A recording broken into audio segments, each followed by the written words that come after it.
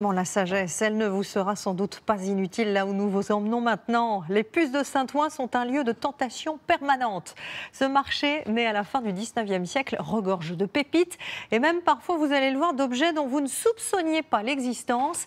Et l'on y vient autant pour les bonnes affaires que pour y passer un beau moment. C'est notre Zoom d'aujourd'hui et il est signé Sébastien Renouille et Bertrand Lachat. Are you ready? 1, 2, here we go. Quelle folle nuit! Pas de danse esquissée sur le seuil des boutiques et regards échangés, posés sur les objets. Oh yeah. La musique glissait sur les meubles et faisait de Saint-Ouen un foisonnement. Un soir d'automne, c'était la fête annuelle des puces. Mais en ce vendredi matin, les 11 marchés que compte le site, 7 hectares, ouvrent leurs portes pour 4 jours. Bon appétit. Yvette, Ça va bien? ça va bien et vous? Eh bien, ça va. Si je comprends bien, vous êtes la vedette du jour. Non, je ne suis pas la vedette. Aussi. Mais j'aiguille, c'est le marché. Au marché Biron, Yvette nous conduit parmi les écritoires, secrétaires, acanthes, encoignures, miroirs, dorures, d'un style qu'elle affectionne. Tu vas bien? Toi, quand même? Tu veux un carreau de chocolat? Non, merci. C'est toujours un très beau marché de Napoléon III. Des beaux tableaux, des très beaux meubles, enfin plein de choses extraordinaires. Ça vaut les musées, hein. Les gens vont dans les musées, il faut mieux venir ici, hein. Alors c'était là. Ce stand numéro 7.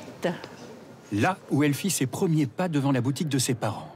Eh bien, c'était moi quand je commençais à faire du vélo et j'ai appris à faire du vélo ici. Son père fut l'un des fondateurs du marché en 1925. Voilà. C'est amusant, hein. C'est dans le bureau. Donc là, c'est vous. Et à côté, il y a un petit garçon. Oui, bah, c'était le fils d'une marchande. Paris, c'est la tour Eiffel, dit la chanson. Mais Paris, c'est aussi cette suite d'éventaires hétéroclites que l'on a baptisé le marché aux puces. Les puces furent d'abord le lieu des chiffonniers. Celui où, en 1870, ils vendaient les fruits de leur quête nocturne au hasard des objets jetés aux ordures par les Parisiens. 15 ans plus tard, la ville de Saint-Ouen décidait d'assainir le quartier, demandait aux marchands de s'acquitter d'un droit pour revendre. Dès 1918, Romain Jules Vernaison obtenait la concession du terrain qui porte encore son nom pour y construire les premières baraques. Presque rien n'a changé. Choc des époques et décalage.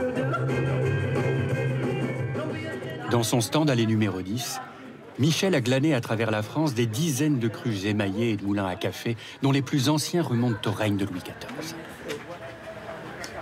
Ah, c'est toute la France qui est là. Là, Toute la France, oui. vous pouvez nous montrer? Oui. Alors, un moulin, ça commence à 35 € chez nous. Tout le monde plus en payeur. Et ça peut aller loin? Et ça peut monter jusqu'à 800, 900 000 €, 1 million d'euros. Une amplitude de prix capable de satisfaire la simple nostalgie comme l'accès de folie. À quelques mètres, un spécialiste des interrupteurs ou des suspensions. À chacun sa chasse au trésor. Alors ici, on trouve aussi des caméras. Regardez ce que nous avons déniché. Caméra Super 8, années 70. Donc on va prendre une pellicule. Hop, c'est ça. C'est presque 3 minutes d'image. On va y aller. Dans l'œil des années 70, qu'y a-t-il? Un cheval de bois dont la teinte gazon trahit des mois de cavalcade?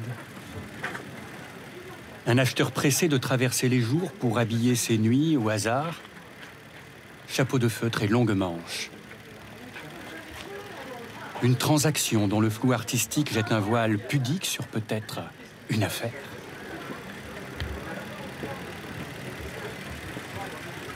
Le cliquetis du moteur de la caméra, comme une horloge à remonter les heures, nous propulse d'un coup dans le grain du passé. Lumière jaunie et formes incertaines, pêle-mêle. Elle semble nous apostropher ces choses oubliées, prêtes à traverser les années pour rejoindre la pénombre d'un garage ou d'une cave déjà croulante sous les trouvailles. La lumière d'un salon, peut-être, pour quelques centimes ou des centaines d'euros.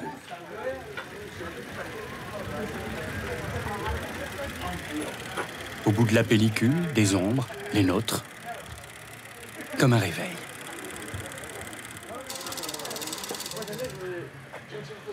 Le bruit a changé. C'est la fin de la bobine. En lisière du boulevard périphérique, les marchés sont autant de bulles de curiosité. Grouillante abondance à Vernaison, puis à Paulbert-Serpette, 300 mètres plus loin. Haut de gamme et sélectif. Grégoire y passe tous ses week-ends pour acheter un peu, rêver beaucoup. Moi, j'ai une petite passion parce qu'il a 2 stands pour les couverts en bambou. Mais ça, c'est tellement iconique, ces fauteuils. Là, on arrive à Maison Jaune. J'ai repéré tout à l'heure ce tout petit canapé qui, lui, je trouve très, très élégant. Ça, c'est vraiment chic, je trouve. Je trouve ça très chic, c'est très, très chic. Trop chic, même devant une fenêtre. Ah oui, très chic. Avec du crin. Crin, ce qui est encore plus chic. Ça, vous l'avez trouvé comment? Où est-ce qu'on trouve des choses comme ça? C'était dans une banque à Colmar. Ils font plus dans ça. le hall. Bah ouais, mais quand on pense, voilà, moi, ma banque aujourd'hui, c'est que des meubles dégueulasses. Il n'y a même plus de comptoir en marbre. D'ailleurs, il n'y a plus personne, de toute façon. Vrai Au moins, il y aurait ça, au moins, je saurais à qui parler, quoi. Je pourrais patienter. Et je comprendrais pourquoi ils prennent tant d'argent. Plus de 1000 meubles et objets transitent chaque week-end par les puces de Saint-Ouen. Un décor. C'est un décor de cinéma, on a beaucoup tourné de films ici. Hein. Faut pas oublier qu'un marchand, c'est avant tout un acheteur, c'est pas un vendeur. Ce qu'il veut, c'est alimenter sa passion, acheter la pièce qui lui plaît, la pièce qui le fait rêver, pour la transmettre et la revendre. Et donc, plus on achète, plus il faut dégager de la trésorerie, donc il faut vendre et ainsi de suite. Moi, j'ai toujours dit, le samedi dimanche, quand les marchands sont là, ils ont fini de travailler. Jérôme, lui, commence au marché Dauphine. Son travail est un éloge à la lenteur, à la recherche du détail. Diplômé de l'école du Louvre et restaurateur de photographie, il est passionné de daguerréotype, ce procédé mis au point par Nicéphore Niepce et Louis Daguerre à partir de 1830. Une image produite sans négatif, sur une surface d'argent polie comme un miroir et exposée à la lumière. Ce qui fascine Jérôme, c'est son extrême fragilité. Si vous voulez, vous avez un plan blanc ici, et si je passe le doigt, j'ai l'image au bout du doigt. Donc ça explique pourquoi les daguerreotypes sont tous protégés par une plaque de verre. Jérôme en vend et en crée comme ce combat surréaliste. Donc ça, c'est le combat entre un homard et un crabe que j'ai fait en studio, dans mon atelier. Et cette image a été complètement retravaillée au pinceau pour créer des petites cavités dans l'arrière-plan, créer une certaine profondeur.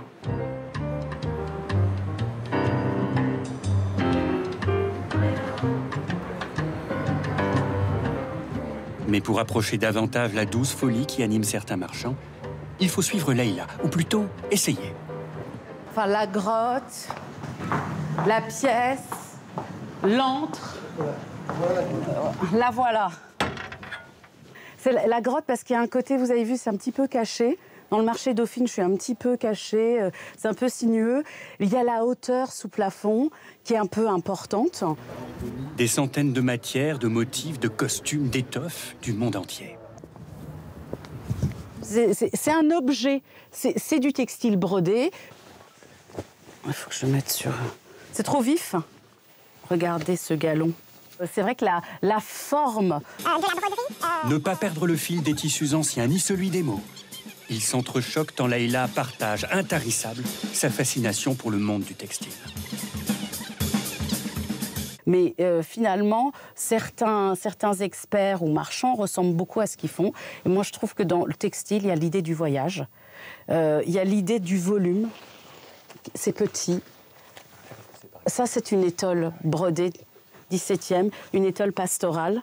Mais voici encore plus ancien. Ça, c'est un médaillon copte, totalement reconstitué. 5e siècle après Jésus-Christ. L'enthousiasme révèle les passions. Celle de Bertrand, notre caméraman, filmé à son tour par Leïla. Et moi, dans ma région, donc dans la région de Roanne, à la frontière de la Loire, de la Saône-et-Loire et de Lyon, il y a encore à Chauffaille, le musée de la soierie et du tissage. Entre deux prises de vue. Et vous me laisserez vos coordonnées, puis je vous enverrai quand je retournerai dans mon village. Je prendrai le prospectus du musée de la soierie. Mais avec plaisir. Vous penserez à moi quand vous verrez des tissus anciens. Ben oui, parce que Non, mais... J'en manque. Chaque marché dispose de sa propre direction. Edith Laurie dirige Dauphine depuis 8 ans, 3000 mètres carrés sous verrière et plus de 150 marchands. Un gobelet de perles, c'est 5 €. Mais à côté des petites choses, il y a aussi les rencontres. Bonjour David. Ça va? Bonjour Nasser. Voilà. Et l'inattendu. Jean-Paul, on vient de te faire une petite visite. Alors ça, c'est une petite table de la Banque de France, une table de tri. C'était pour trier les monnaies quand elles étaient un peu esquintées. Et puis après, celles qui n'allaient pas, et puis la poussière, ça allait là. Et là, ça nous sert de comptoir. Voilà. Cette table-là, elle vient d'où, par exemple? Celle-ci, elle vient de comment? Du Puy-en-Velay. Rachetée à une succursale de la Banque de France, elle servait à compenser les chèques. La compensation des chèques, ça voulait dire qu'il y avait 6 banques autour de la table. Et puis, on faisait les comptes à la main avec les manchettes. Et puis, on compensait les chèques d'une banque à l'autre. Et puis, à la fin, il y avait un compte qui était fait et on se redistribuait sûrement de l'argent ou des choses comme ça. À quelques mètres, William, autre marchand, nous livre son coup de cœur. Et quelle est la pièce que vous préférez là? À l'heure actuelle, j'aurais peut-être un penchant pour ce petit lustre qui sort vraiment de l'ordinaire en termes de qualité, en termes d'ancienneté. Et en plus, il n'a jamais été électrifié. C'est un lustre 18e. On a des stocks de pièces.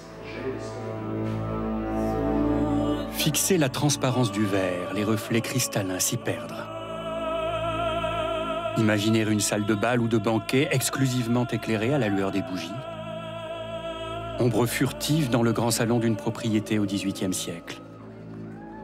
Fermer les yeux, puis les rouvrir rue des Rosiers, comme un nomade.